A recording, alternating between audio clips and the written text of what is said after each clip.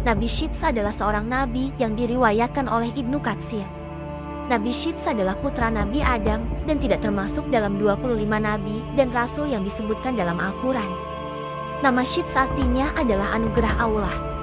Nama tersebut diberikan karena Nabi Adam dan Siti Hawa mendapatkan karunia putra tersebut setelah terbunuhnya putra mereka Habil di tangan saudaranya sendiri, yaitu Kabil.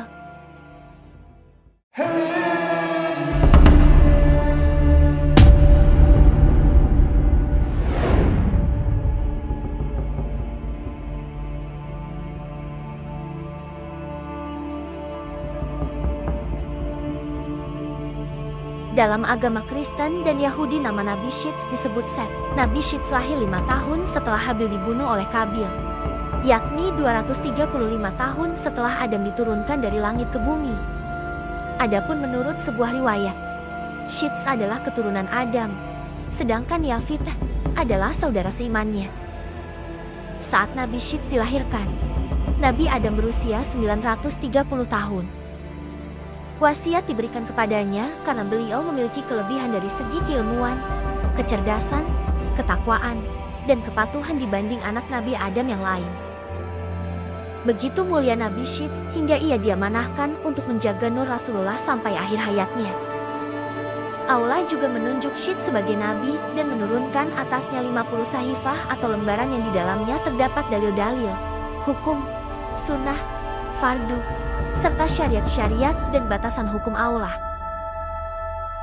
Kisah awal kelahiran Nabi Syits sendiri memang bermula dari peristiwa pembunuhan Kabil terhadap Habil. Kabil bisa disebut sebagai awal mula angkara murka di muka bumi setelah Nabi Adam diturunkan ke dunia. Setelah Adam mengetahui Habil terbunuh, selama setahun dia tidak tertawa dan tidak bergaul dengan Hawa. Maka Allah berfirman kepadanya, "Hai Adam, sampai kapan tangisan dan kesedihan ini? Sesungguhnya aku akan memberikan pengganti dari anak itu untukmu dengan anak yang terpercaya dan akan menjadi nabi. Dan dari keturunannya akan kujadikan para nabi hingga hari kiamat. Tandanya adalah dia akan dilahirkan sendirian, tidak mempunyai saudara sekandung. Apabila lahir anak itu, namailah dia Syits." Maka, ketika Hawa mengandung sang anak yakni Syits, kandungannya tidak terasa berat dan dia melahirkannya tanpa dengan susah payah. Hawa melahirkan Syits beberapa tahun setelah terjadinya pembunuhan Habil oleh saudaranya itu. Nabi Adam sempat menderita sakit selama 11 hari sebelum wafat. Saat masih sakit, Nabi Adam berwasiat kepada Syits untuk meneruskan wasilah kenabian. Syits menerima beberapa wasiat dari ayahnya termasuk perintah untuk memerangi Kabil yang durjana. Nabi Adam memberitahukan Syits tentang akan terjadinya topan dan kehancuran alam. Selain itu, diajarkan pula kepadanya tentang waktu-waktu ibadah dalam sehari semalam. Dikeluarkan juga seutas tali dari sutra yang memuat gambaran tentang para nabi dan orang-orang yang akan menguasai dunia. Tali tersebut diturunkan kepada Adam dari surga dan diberikannya kepada Syits untuk dilipat dan disimpan di dalam tabut sejenis peti yang harus terkunci. Adam lalu mencabut beberapa lembar rambut dari janggutnya dan meletakkannya ke dalam tabut sambil berkata, "Hai anakku, ambillah rambut-rambut ini dan bawalah bersamamu ketika menghadapi urusan yang penting. Rambut-rambut ini akan membantumu mengalahkan musuh selama masih ada bersamamu. Apabila engkau melihat rambut-rambut tersebut memutih, maka ketahuilah bahwa ajalmu telah dekat dan engkau akan meninggal pada tahun itu." Kemudian Nabi Adam mencopot cincinnya dan memberikannya kepada Syits, serta menyerahkan tabut dan suhuf yang telah diturunkan kepadanya. Adam berkata, "Wahai anakku, perangilah saudaramu Kabil, sesungguhnya Allah akan menolongmu untuk mengalahkannya."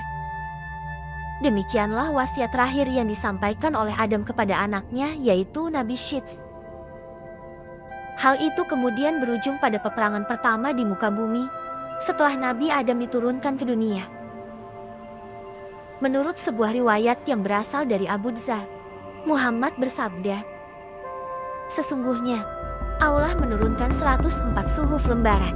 Sebanyak 50 suhuf diturunkan kepada Syits." Hadis riwayat Ibnu Hibban. Ibnu Katsir mengatakan bahwa Muhammad bin Ishaq berkata, ketika Adam hendak wafat, beliau berwasiat kepada putranya dan mengajarkan kepadanya waktu malam dan siang.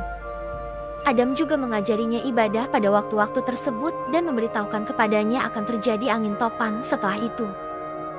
Dalil yang menerangkan tentang turunnya suhuf dan kitab terdahulu ini disebutkan dalam surah Al-Alaq ayat 18-19.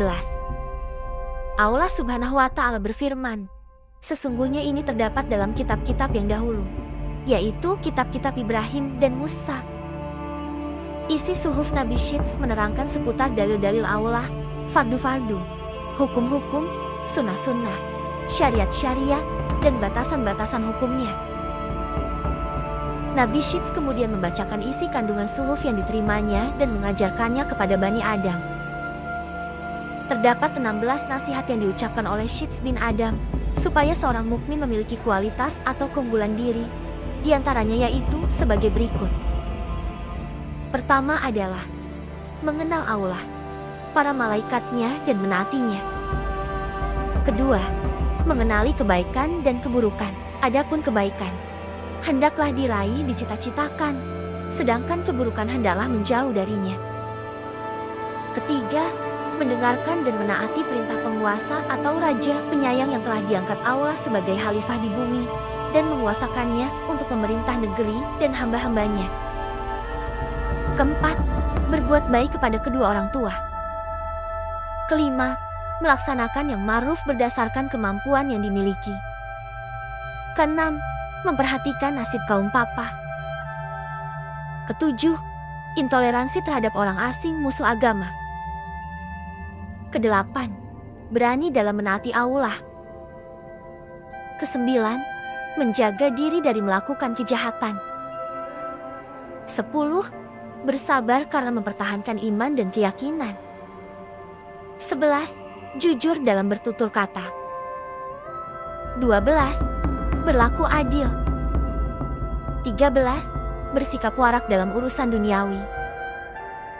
14, berkorban dan mendekatkan diri sebagai bukti ucapan terima kasih kepada Allah yang Maha Tinggi atas segala pemberiannya dari kenikmatan kepada ciptaannya. 15, berlaku lemah lembut al-hilm dan memuji Allah yang Maha Tinggi atas segala musibah cobaan dunia tanpa harus mempertunjukkan ketidaksabaran diri. Dan yang terakhir, yaitu memiliki rasa malu dan sedikit berdebat berbicara yang menimbulkan emosi.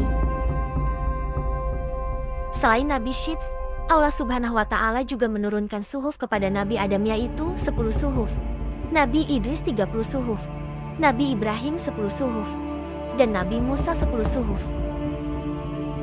Selanjutnya Nabi Syits tumbuh sebagai pribadi yang memiliki akhlak mulia. Beliau bahkan diutus menjadi nabi dengan membawa ajaran yang Allah berikan padanya. Hingga Allah mengirimkan sosok bidadari yang cantik dan rupawan kepadanya. Nabi Syits pun memilih bertempat tinggal di Mekah agar bisa melakukan ritual haji dan umrah di sana. Dia membangun kembali Ka'bah dengan lumpur kental dan tumpukan bebatuan. Ketika jatuh sakit dan menjelang ajalnya, Syits menetapkan putranya, yaitu Anushi, sebagai pelaksana wasiatnya. Syits meninggal pada usia 912 tahun dan dikuburkan di samping makam orang tuanya di dalam gua Gunung Abu Kubais. Demikian kisah singkat perjalanan hidup Nabi Syits, putra Nabi Adam yang meneruskan wasilah kenabian dari ayahnya. Semoga kisah ini bisa bermanfaat untuk kita semua. Amin. Akhir kata, Assalamualaikum warahmatullahi wabarakatuh, dan sampai jumpa pada kisah-kisah selanjutnya.